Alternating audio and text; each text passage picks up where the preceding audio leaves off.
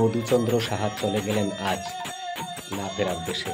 বন্ধুবান্ধব আত্মীয় স্বজন সবাইকে শোকে ভাসিয়ে দিয়ে আজ চলে গেলেন মধুচন্দ্র সাহা। সাভার বাজারের একজন ব্যবসায়ী ছিলেন তিনি এবং সবসময়ই হাসি মাখা মন নিয়ে চলতেন। আজ তার অন্ত্যেষ্টিক্রিয়ায় তার আত্মীয় স্বজন এবং বন্ধুবান্ধব সবাই খুব বেদনাবিদুর গান গেয়ে তাকে বিদায় জানাচ্ছে।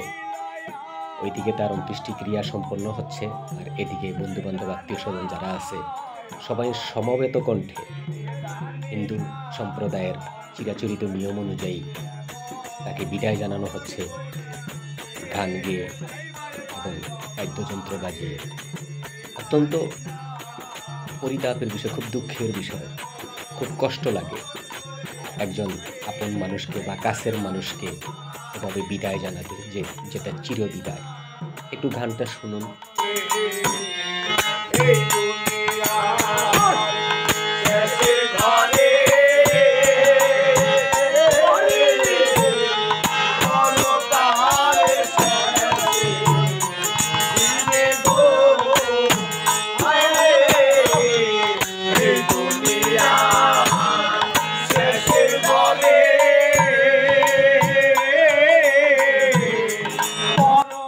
আজ মধুদা যেভাবে চলে গেলেন, একদিন আমাদেরও এভাবে যেতে হবে। কেউ আগে যাবে, কেউ পরে যাবে।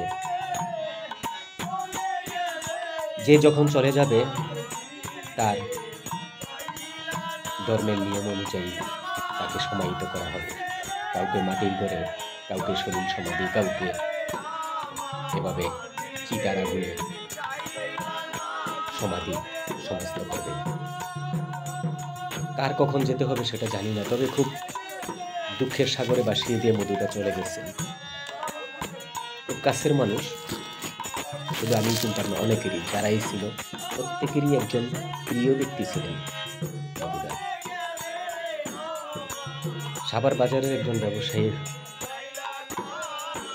তার সাথে দীর্ঘদিনের পরিচিত ছিল, চলে গেছে। তাই আমারও কষ্ট লাগে, আরো যারা আছে বন্ধু বান্ধব, এই যে যারা গান গাচ্ছে সবাই কষ্ট নিয়ে গাচ্ছে।